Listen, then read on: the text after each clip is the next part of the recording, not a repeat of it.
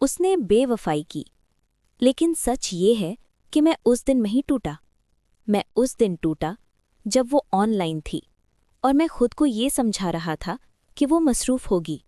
मैं हर खामोशी को मोहब्बत समझता रहा, हर देर से आने वाले जवाब को तकदीर का बहाना बना लिया और हर बदलते रवैये में अपनी ही कोई कमी तलाश करता रहा।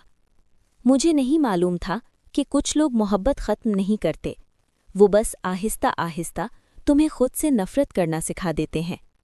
ये कहानी बेवफाई की नहीं है, ये कहानी उस इंसान की है जो आखिरी लम्हे तक सच मानता रहा। उसने बेवफाई की, लेकिन सच ये है कि मैं उस दिन नहीं टूटा। मैं उस दिन टूटा जब वो ऑनलाइन थी और मैं खुद को ये समझा रहा था कि वो मसरूफ़ होगी।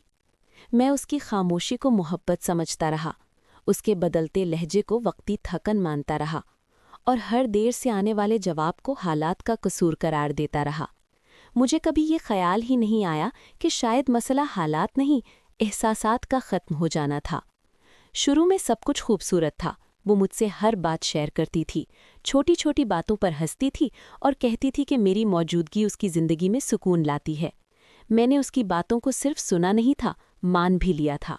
मैंने अपने ख्वाबों में उसे शामिल किया, अपनी दुआओं में उसका नाम लिया और अपनी मुस्तकबिल की तस्वीर में उसे अपने साथ देखा। मगर शायद मैं अकेला ही वो तस्वीर बना रहा था। फिर आहिस्ता आहिस्ता चीज़ें बदलने लगीं। पहले मैसेजेस कम हुए, फिर कॉल्स मुख्तसर हो गईं, फिर वो बातें भी ख़त्म हो गईं जिनमें हम घंटों खोए रहते थे। जब मैं पूछता कि सब ठीक है ना, वो मुस्कुराकर कहती, तुम ज़्यादा सोचते हो। शायद मैं वाकई ज़्यादा सोचता था, मगर वो कम महसूस करने लगी थी। उसकी दिलचस्पी में कमी आ रही थी और मेरी बेचैनी में इजाफा हो रहा था। एक दिन मैंने महसूस किया कि वो मुझसे बात करते हुए भी कहीं और खोई हुई है।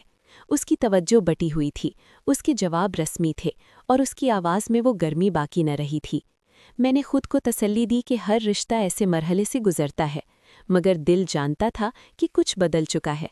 मोहब्बत जब कम होने लगती है तो शोर नहीं करती, बस खामोश हो जाती है। फिर वो लम्हा आया जिसने मुझे अंदर से हिला दिया।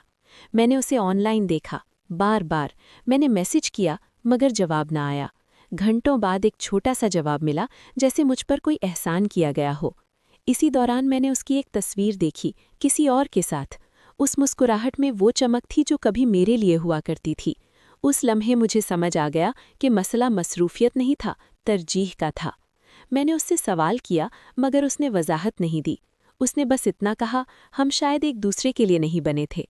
ये जुमला सुनकर अजीब सा सुकून भी आया और दर्द भी। सुकून इस बात का कि अब सच सामने था, और दर्द इस बात का कि मैं आखिर तक सच मानने को तैयार नहीं था। मैं खुद को ही इल्ज़ाम देता रहा, अपनी कमी तलाश करता रहा, हालांकि हकीकत ये थी कि उसका दिल कहीं और जा चुका था। बेवफाई हमेशा किसी और को चुन लेने का नाम नहीं होती। बेवफाई वो लम्हा होता है जब सामने वाला तुम्हें सवालों में छोड़ दे, जब वो तुम्हें इतना गैर अहम बना दे कि तुम खुद को कम समझने लगो। उसने मुझे यही एहसास दिया था। मैं उसके लिए सब कुछ था, फिर आहिस्ता आहिस्ता कुछ भी नहीं रहा। मगर वक्त ने मुझे एक और सबक भी दिया।